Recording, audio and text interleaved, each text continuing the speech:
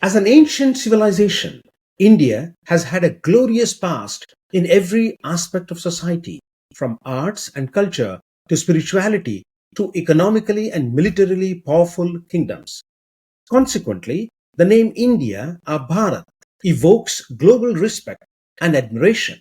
Today, after hundreds of years of foreign occupation and exploitation, India, now the most populous country in the world, stands at a crossroads. India is a country of contrasts. Billionaires living next to people in abject poverty, a select few enjoying the luxuries of swanky airports, freeways, and shopping malls, while a large part of the population still struggles to afford basic necessities like feeding their malnourished children. Income inequality is at its greatest. Millions of young Indians are unemployed, facing a bleak future. On one hand, India launches Chandrayaan into space and is the most digitally advanced developing country. But on the other, it ranks at the bottom of many human development indices. Yet, long-time India watchers have noticed that Indians generally are no longer pessimistic about the future. It appears people don't want to be held hostage to negative thoughts anymore. They want to see the glass as half full, not half empty. 1.4 billion Indians today are now reimagining India, scripting their own future. No matter how bleak the current realities are, they want to turn adversity into opportunity. At the same time, all across Western world, the Indian diaspora have made great strides and become the ambassadors of India's growing global soft power. This is the new India. And our last episode pays tribute to the resilience and optimism of this emerging nation and its proud global footprints. The official use of the term Bharat instead of India by the Modi government during the G20 summit in New Delhi was rich with symbolism, emphasizing a return to the cultural roots and an assertion of identity on the world stage. Mr. Modi has often invoked the past glories of Bharat to project a reimagined India, a Vikasit Bharat or a developed India, envisioning a future where tradition and modernity merge seamlessly. This narrative not only highlights India's historical contributions, but also sets the stage for its role in shaping the global dynamics in the 21st century. How realistic is this dream? In this episode, we peel back the layers of a reimagined, future focused India with the help of our esteemed panel of experts in politics, economics, security, international relations, and foreign policy. Join us as we delve into the heart of this transformation, understanding the aspirations and the actions that are driving India towards a brighter future. Many surveys indicate that Indians are increasingly feeling confident of themselves, of their future, and their place in the world. Let's have a look at the following indices. When asked if the economic conditions of their cities were getting better or worse, 59% of the respondents from India said that they were getting better. The data shows that Indians are more optimistic than people in most other bigger economies like the US, Germany, and Japan are about their economic prospects. Despite the shocks of COVID 19 and the war in Ukraine, India's economy has managed to weather the worst effects better than the most. In 2022, 57% of the respondents felt that their living standards were getting better. When asked to rate their lives in the next 5 years on a 0 to 10 scale, youth in the age group of 15 to 24 rated 6.7, indicating that they see a brighter future for themselves. 68% of the respondents say that India's influence in the world in the recent years has been getting stronger. In contrast, 13% say that it has been getting weaker, and 19% say its influence has not changed. The Mills Mood Monitor gauges the mood of the respondents and provides an annual snapshot of Gen Z's and millennials' optimism about the world. The results indicate that, in contrast to the global average, Indians are more optimistic about the world and that their places in it will improve. When asked about the top 5 concerns, education, skills, and training is the top concern among the Gen Zs in India, while the Indian millennials are more concerned about unemployment. On the other hand, cost of living tops the list of concerns for Gen Zs and millennials globally. The optimism regarding the economic situation among the Indian Gen Zs has returned to the 2020 levels, with about half thinking that these situations will improve in the next 12 months. The data shows that the Gen Zs and millennials in India are more likely to be optimistic about their economic situation than the global average. Because I don't understand economics as much as you do, the direct question to you is, can the truth of the performance of the current government be determined completely by the numbers? Is that a yes? Well, I'd say that apart from numbers, it's also what you see, right? In terms of the fact that what numbers. Now, some people argue the numbers are doctored and this and the other, but I think it's about what you experience, what you travel. Yes. In terms of what you see in India. Has India changed in 5-10 years? Of course it's changed. ये जो impression इतना हुआ है ये last 5-7-10 सालों में बहुत जबरदस्त बदलाव आया है और ये हिंदुस्तान की जनता आप देखिए यही हो रहा है। जो मैं बाहर रहता हूँ मैं देखता हूँ कि वो लोग नेगेटिव हैं, सारी बात में वो नेगेटिव ही बात करते हैं। मैं हिंदुस्तान आता हूँ कोई नेगेटिव बात करता ही नहीं है। स्पिरिट ऑफ ऑप्टिमिज्म है हर जगह। स्पिरिट ऑफ ऑप्टिमिज्म है, कर लेंगे, कोई ना कोई रास्ता निकल जाएगा। उसको प्लानिंग ज्यादा वो करता नहीं है, हम जुगाड़ कर लेते हैं, जुगाड़ कर लेंगे, कुछ हो जाएगा। In this documentary series, we have covered the Modi government's record for the past 10 years. If Mr. Modi comes back to power for the third time in 2024, what does he promise to do? And how realistic is his vision to make India the third largest economy by the end of his third term? Let's take a look. आने वाले 5 साल इस uncertain world के लिए एक स्थिर, समर्थ और सशक्त भारत की गारंटी के होंगे।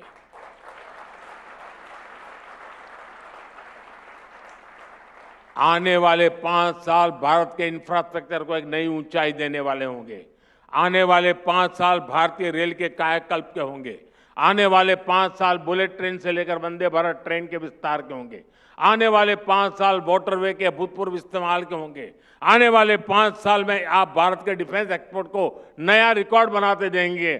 आने वाले 5 साल में आप भारत के स्पेस सेक्टर की एक नई उड़ान देखेंगे, गगनयान की सफलता देखेंगे। आने वाले 5 साल में आप देश के युवाओं के लिए नए सेक्टर्स का उदय देखेंगे। आने वाले 5 साल में आप भारत की सोलर पावर को घर घर तक पहुंचता देखेंगे। आने वाले 5 साल में आप भारत में ईवी मैन्युफैक्चरिंग में रिकॉर्ड वृद्धि देखेंगे। आने वाले 5 साल में आप सेमीकंडक्टर मिशन, हाइड्रोजन मिशन को जमीन पर बढ़ावा देखेंगे। और आने वाले 5 साल में आप निर्णायक नीतियां बनते, निर्णायक फैसले होते हुए भी देखेंगे।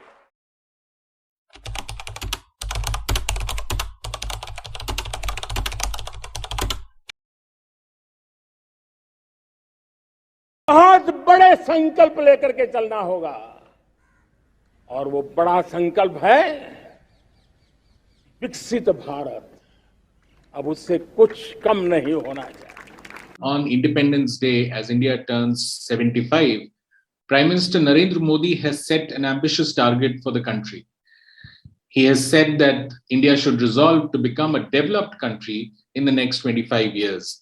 So by 2047, that's the target for India. Let's have a look at some of the charts that explain where India is currently, how far it has come since independence, and how far it has to go to achieve that ambitious target.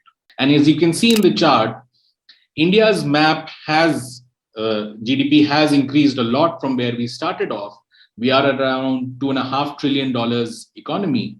However, if you compare it to countries like China, we are a long way behind. India's GDP per capita is actually next to just Pakistan. And the GDP per capita of countries like United Kingdom, which we are about to beat in aggregate GDP, we are about to beat United Kingdom. But when it comes to GDP per capita, we are far behind them. Median income looks at that level of income behind which half the population of the country is. And so it gives you a sense of the distributional difference also. And as you can see, India is even below Pakistan in that. Whereas US and United Kingdom, South Korea are much ahead. So they're more equal societies. The lower half of the society or the economy obviously earns less than the top half, but the difference is lesser so. Whereas in India, it's quite stark. Now that we have looked at various survey reports and heard debates on the state of our country, let us look at what our experts think about India today. When you think of India in the eyes of the world, which is what the focus of this documentary is about, what are the 2 or 3 words that jump to your mind? India is now seen as on the move. That was not the case up until the last, middle of the last decade. India under Modi is seen as a nation that has maintained sustained economic progress, political stability, and is making huge investments in public infrastructure, science and technology, and his vision of a developed India.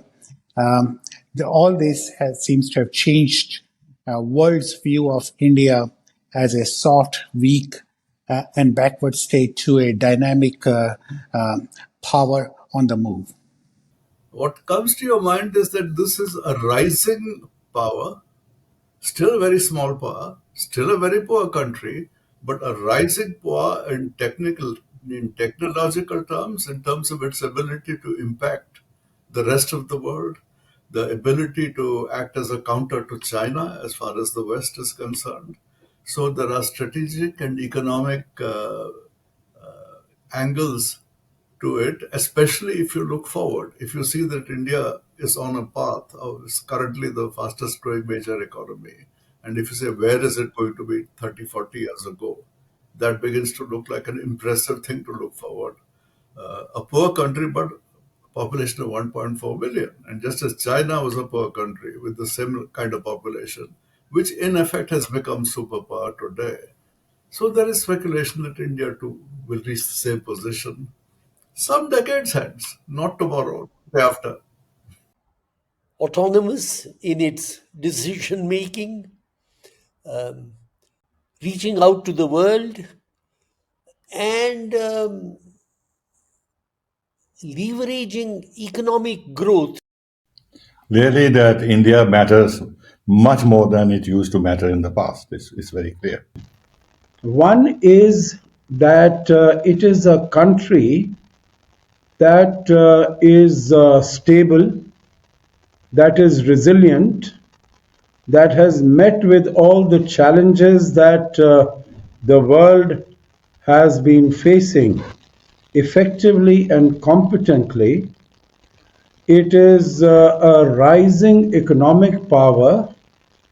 It is a stable polity domestically.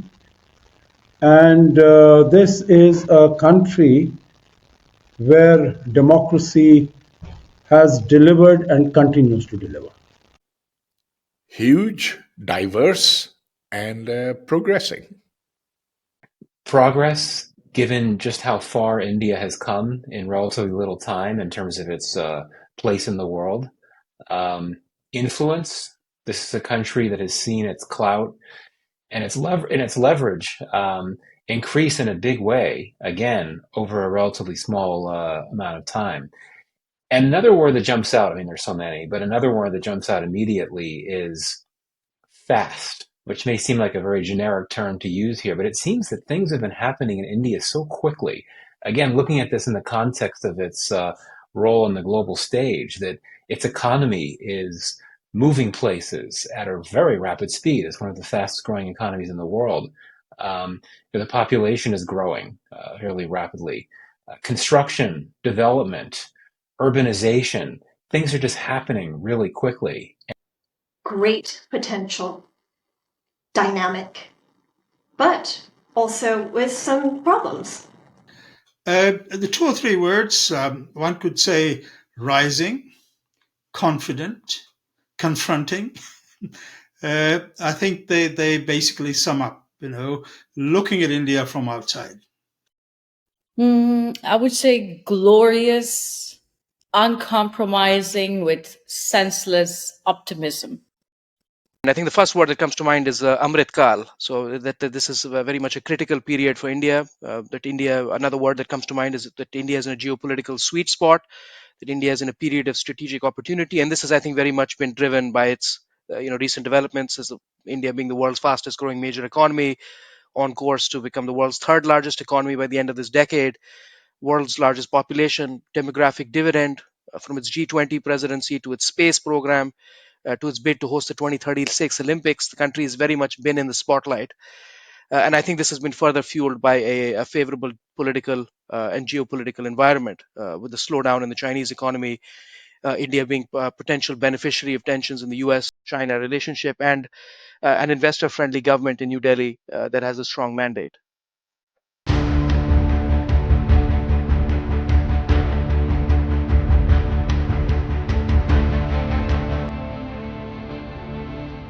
India has to take care of 1.3 billion people in a democracy with smooth transitions. Can you imagine having to take care of 1.3 billion people and still having the time at the policy level to say, let us look to see what we can do for the rest of the world, when multilateral institutions should be doing that? India, obviously, is providing leadership at a global governance level, and that is commendable for one country. 75 years old. Think about it. In our lifetime, we have industrialized economies that were never colonized, some who were colonized centuries old in terms of their post-independence, but you don't get the same attitude and commitment and conviction as you can get from India. When India progresses, the whole world progresses with them. So that is why it's so important. The population of children in India is the biggest. 460 million children here. 1 in every 5 children in the world is in India. I spoke to a couple of the young girls yesterday, and I said, what do you want to be when you grow up? And they was like, I want to be a teacher. So that tells me something good is happening in these communities. These young girls are standing up. What is your view about that? What is your view about Mr. Modi's vision for India? Well, I think the strength of India today, which in terms of economic growth and innovation, is very exciting. That's why companies like Microsoft has 25,000 people here that do absolutely amazing work. That developed over 25 years, and so a foundation was laid of educating people, and now that's paying off. It's nice to see you've got a government where some of the political competition is, I'll run the health system better than they do. No, I'll make the schools better than they do. And so, I think democracy, it's a magic system, when it works well. Are you bullish, bearish on India's future? Oh, I'm certainly bullish. The rate of improvement in a lot of the key areas is very, very strong. Everyone knows that in vaccines, India's the world's leader. So we're investing with our partners here to come up with lots of new vaccines. A diagnostics industry has come out of some of the work in the pandemic. So we're partnering there as well. This idea of digital connections that starts with Aadhaar and bank accounts that you manage digitally, that's flourishing. And so we see in agriculture now they're registering the farmers and giving them advance notice. And so that Indian leadership is something other countries should benefit from. I think India has an opportunity to be the first major economy in the world, large economy in the world, that follows a modest emission high growth path. All previous economies, when they grew very fast, had very high emissions, but because of technology and because also India's strong service orientation, India has this opportunity.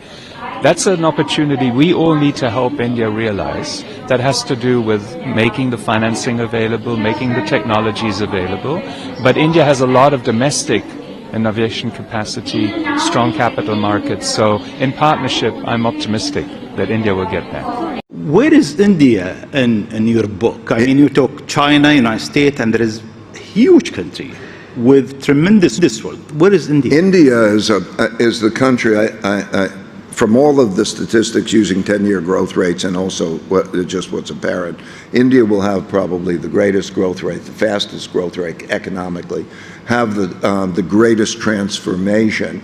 We expect to reach 7.6%. India has a very large population, and an increased population means a stronger consumer base.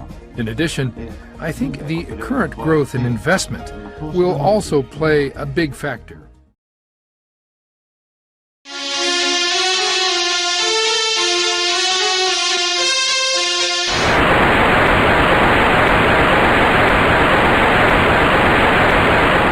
What does it lead to? Because big decisions are made by human beings at the end of the day. And who have a perception, and perception matters. Maybe back in the day, India had snake charmers, but we are not a land of snake charmers. We are a land of coders now. Yesterday we did a report on how Indian companies have the highest AI adoption rate. This is the new India. So the world should see it as it is. Going back to India's image in the eyes of the world, where we started, from snake charmer to IT services to Chandrayaan-3, India has come a long way in the eyes of the world. In your own experience, how has the world view of India changed? Technology plays a very important role. Technology shapes relations amongst nations, determines who is at the top, who is at the bottom. It was information technology that shaped the world's view of India. I think India's come quite a long way from the snake charming type of era. When we think India, we think a youthful population, a population that is willing to take risks and go overseas, not just for educational opportunities, but also for employment opportunities. The most successful diaspora in the United States is the Indian population here. We see that across, not just in the United States, but also in Asia as well. I know for a fact that some of the most highly visible and dynamic migrant workers in Japan are actually from India. And it used to be that they would open restaurants, right? But now they are very much sought after in the IT industry, and they are seen as that the driving force of STEM research and innovation. But I do know that when we look at the political landscape in the United States, Indian Americans are highly verbal. They're highly articulate. They also play a tremendous political role as well. So we're seeing greater influence and impact of Indians outside of their own country, not just in the sciences, not just in, like it used to be like 10 years ago, like call centers were in India. That's no longer. We're really talking about high-end advanced technology, but they're not just workers, they're actually the CEOs. They are the ones who are making the legislation. They are calling the shots. And we also see a lot of women. The tag on the product may read Made in the USA, but the sign on the CEO's door often says Made in India. Alphabet's Sundar Pichai, Microsoft's Satya Nadella, IBM's Arvind Krishna, Micron Technology's Sanjay Mehrotra, and that's just the start. Add in the chief executives of Adobe, Deloitte, Gap, VMware, and that doesn't count Indians running companies all over the world. Why have so many Indians risen to the top? Vinod Khosla points to India's incredibly competitive education system. If you can survive the pressure it takes to get into one of the Indian institutes of technology, it gives you confidence to handle American universities and later the business world. Meanwhile, the belief in India's ability to produce so many tech wizards is reinforced every year. Indians make up about 3/4 of the immigrants receiving coveted H-1B visas for the U.S., and it's a safe bet that some of them will eventually find their way to the C-suite.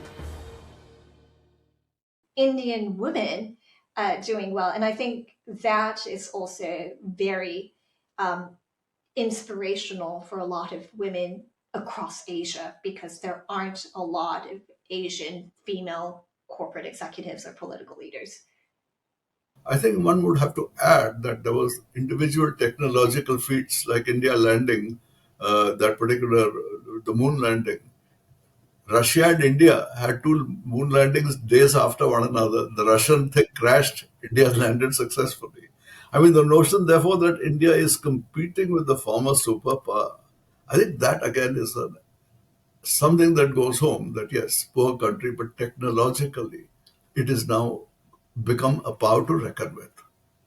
61 years later, and we're talking about another historic moon moment. Yes, we are, because India just became the 4th nation to successfully land a spacecraft on the moon. But India is the only country that has ever landed near the moon's south pole, and that's significant. And you actually met with the Indian Prime Minister earlier this summer. What did you two talk about with regard to space exploration? That was his first comment. He says, here are our plans for space. We want to involve private enterprise. We want to grow. I said, yeah, good. I said, try to make sure everybody's involved, because then the whole country can participate. Because India's a diverse community of ethnicities and religions. And I said, that way the whole country can share in these visions. And maybe ambitions in space could be one of the greatest forces of peace.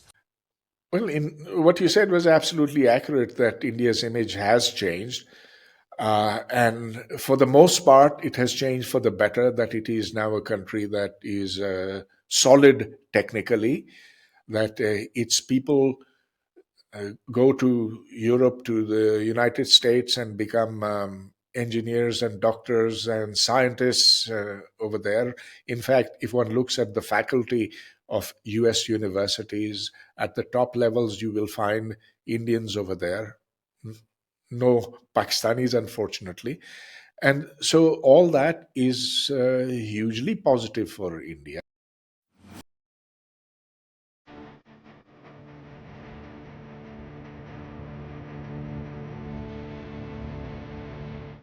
In this segment, we explore the vibrant tapestry of India's expanding soft power.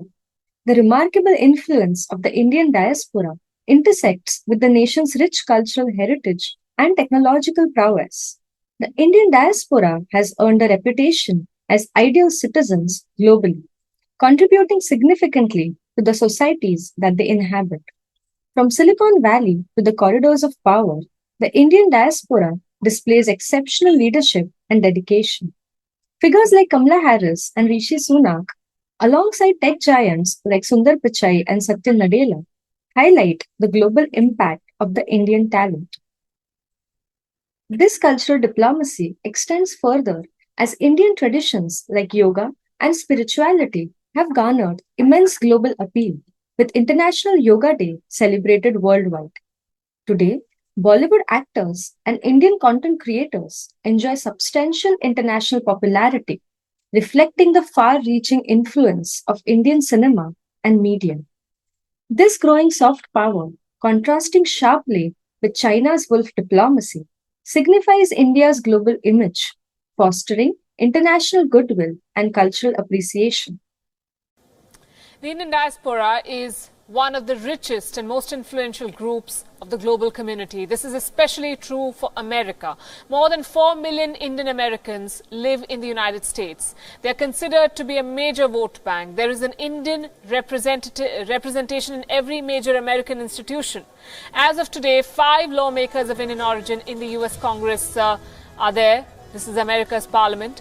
36% of employees in NASA are Indian Americans. 38% of the doctors in America are of Indian origin. CEOs of major American companies like Google, Microsoft, Adobe, MasterCard and more are American. It's quite clear that Indian Americans are an influential class in the US. They're also among America's most affluent.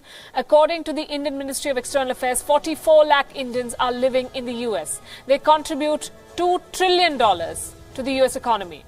According to a report from the Voice of America in 2015, Indian Americans are among the richest ethnic groups in the United States. Their median income is just about $100,000 a year.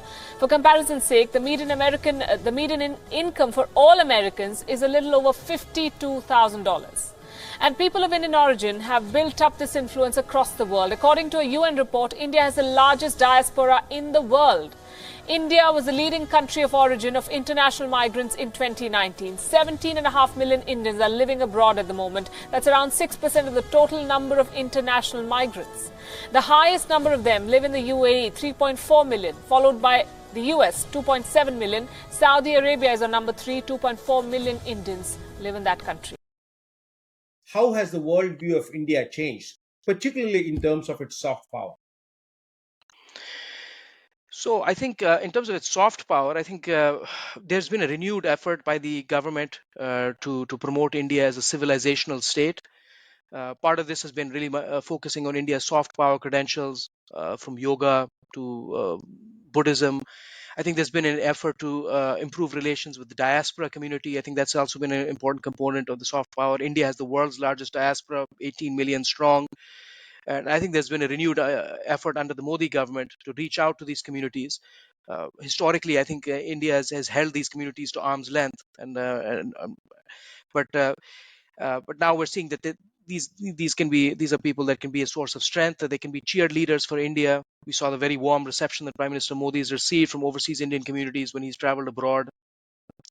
But also, I think there are two sides to the coin. The other side of it is that it's a potential source of friction when these communities engaged in activities that are challenge India's status or sovereignty. And this was obviously the case in the India-Canada relationship. So I think there are two sides to that coin. But yeah, in general, I think there has been a renewed effort in recent years to promote India as a civilizational state. We've seen this with the use of this vernacular referring to India as a Vishwamitra, as a Vishwa Guru, as a teacher of the world, Vasudeva Kutumbakum, and the use of the term Bharat. So I think that there is a definite and concerted effort to promote India's soft power status.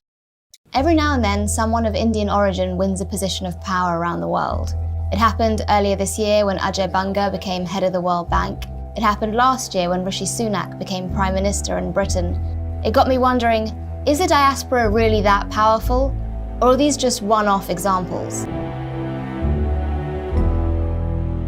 I'm Avantika Chilkoti and I'm international correspondent at The Economist. There are 280 million migrants around the world. About 18 million of them come from India. That makes it the world's largest diaspora. But it's not just the size of the Indian diaspora that makes it so powerful, it's the massive span of countries that they've moved to. There's lots of Indians living in the Middle East, in countries like Saudi Arabia and the UAE, working in construction and hospitality. Reporting in Kenya a few years ago, I was really struck by the number of business people I met who were of Indian origin. Some of these people were third, fourth generation Indians, but they still visited India. They still seem to have a little community there in Nairobi. And they all seem to still hold on to their Indian roots. And perhaps most importantly for the power of the Indian diaspora, there's lots of Indians living in America, Australia, throughout Europe. We looked at S&P 500 companies and the chief executives there. We found that currently, there are probably 25 people of Indian origin leading S&P 500 companies. That's up from just 11 a decade ago. Similarly, we looked at the legislatures in Britain, the US, in Australia and Singapore. And there too, There were a very large number of people of Indian origin. It's not surprising that the Indian diaspora is so powerful. India has all the ingredients to be a top exporter of talent. Every time Prime Minister Modi makes a trip somewhere overseas, you really see that. So last month in Australia, for example, I remember watching Prime Minister Modi speaking in front of thousands and thousands of Indian Australians. Up on stage with him was his Australian counterpart, Anthony Albanese.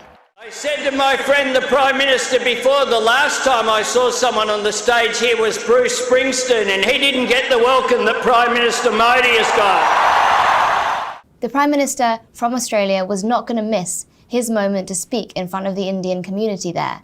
Prime Minister Modi is the boss. Whatever's been happening recently with some democratic backsliding, this is a large democratic country that is growing fast and doing well. The floor felt like it was shaking as he walked in. People were stomping, clapping, everyone was standing and everyone was cheering. This man is so loved by the Indian people, it's hard to fathom. And as you rightly said in the introduction, I bet you there's any politician in the world would love the welcome that Prime Minister Modi has got here tonight. I think the Indian diaspora has been critical in helping advance the U.S.-India relationship over the last few decades. There's so many drivers of this deeper U.S.-India partnership, which really started to pick up in the early to mid-90s and then really took off in the early 2000s and especially the last 10 or 15 years. But, we have seen in the United States an Indian diaspora that has seemingly grown as quickly as the relationship itself has grown. I mean, the numbers are remarkable. The Indian diaspora is, of course, one of the largest diasporas in the United States at this point. And this is not just a diaspora that's represented in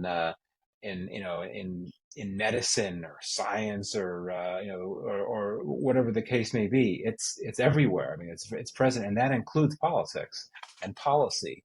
So that means that you have many Indian Americans that are involved in policy, either through advocacy or as elected officials themselves, or whatever the case may be. But my point is that you have had many Indian Americans that have sought to do their part to try to advance the relationship, through advocacy and so on. And I think that's important. I would also argue that there's a soft power element to this. I would argue that for a number of years, going back to the last few decades of the Cold War, and perhaps even before that, India didn't have a terribly positive image in the United States. But I think that the diaspora has been able to soften that image just because, common Americans get to know India through their neighbor, their Indian American neighbors, or through Indian American classmates, or Indian American coworkers, or the Indian American that works at the store down the street, or whatever the case may be. And, that entails conversations, learning cuisine, learning about Bollywood, whatever the case may be.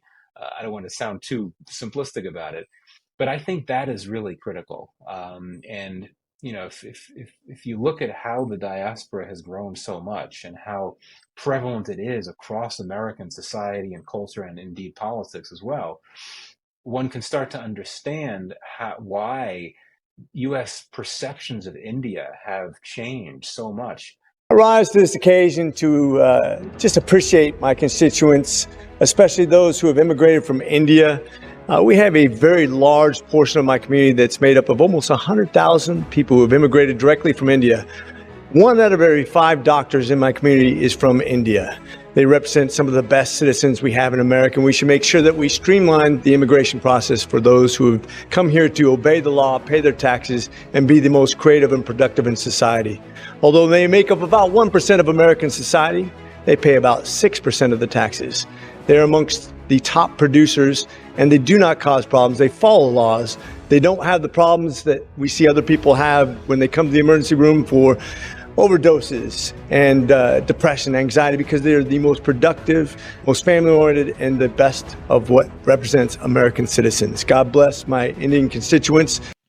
I think if India remains focused on economic development, building world-class infrastructure, building a world-class industrial base, clearly understanding what India's strengths are, and with government policy support, cultivating those strengths, developing world-class manufacturing industry would lead to India deserving and being given the respect that India, as the most populous country in the world, clearly should have.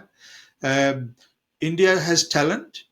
India has educational institutions which churn out thousands of engineers, tens of thousands, in fact, of engineers, scientists, economists, accountants, you name it. And India is capable of producing world-class talent.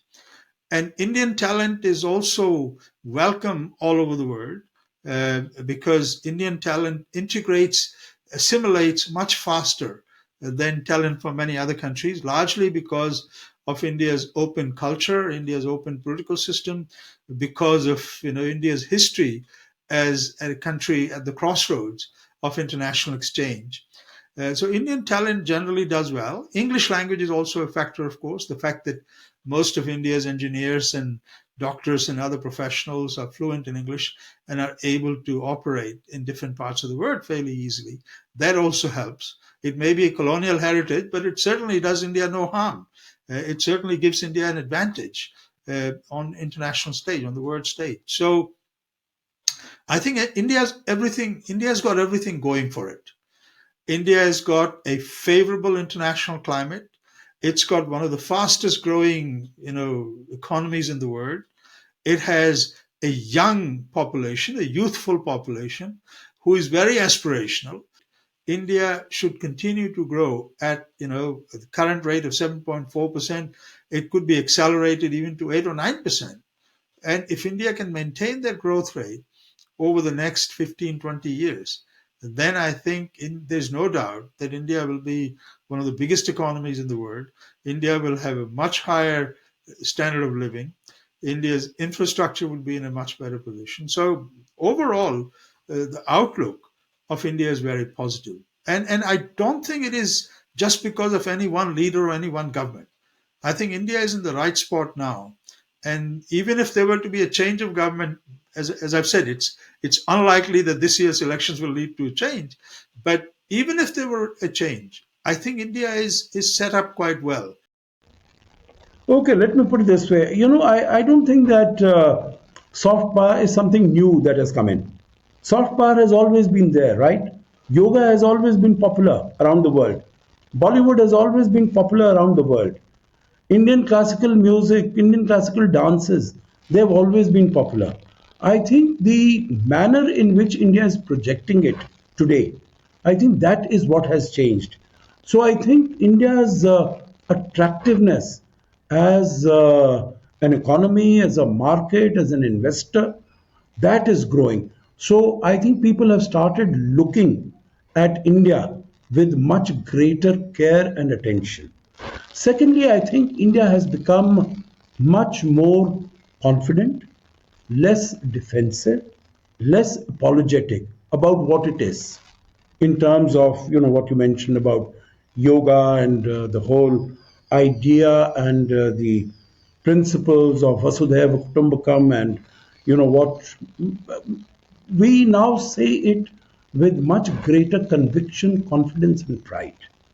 Not in terms of being aggressive, but having a pride and being, let us say, happy and comfortable. The cultural homecoming that this country has to offer. Now let's take a look at what our experts feel are the future directions for India and what advice do they give to the next government that comes in power. Looking forward, what key challenges and opportunities do you foresee in India, and what would be your advice for any government that comes to power after this next election to cement its position in the in the global economic landscape? Yeah. Well, first of all, again, domestic economic success is paramount. The ability for India to be able to bridge its own north-south divide, to create opportunities both in both across the country, create opportunities not just for the majority population, but also provide opportunities and give respect to its minorities, that will be closely watched by the world. I think that right now, because the momentum is in India's favor, India has this opportunity to address those domestic challenges. I think there is a potential for using Indian diplomacy to build solid bilateral relationships with a range of partners. I'm now not talking of the major powers. I'm looking beyond that. I'm looking at the second circle of countries. I mean, you can visually imagine your every country's external relationships into an inner circle, some 10, 12, 15 countries with whom your relations are crucial. We work very well on that. It is the middle circle of maybe 30, 40 countries with whom there is potential to do more, which maybe we should do. I think we can focus on that a little more. And the outer circle. And in the outer circle, I just mentioned a moment ago, the relationships with Latin America and the Caribbean region and with Africa. Atmanirbharta is extremely important. Without that, we remain dependent on others. It's no good importing technologies. We must develop technologies ourselves. In defense, we should be as self-sufficient as possible so that we are not dependent on any external power, even if it's a friendly power, because disruptions can take place, as we've seen in the case of the Ukraine conflict, where Russia now has to concentrate on its own defense industry and the challenges it faces rather than supplying defense material to others. Number 3, in terms of the demographic dividend, absolutely necessary to skill our people.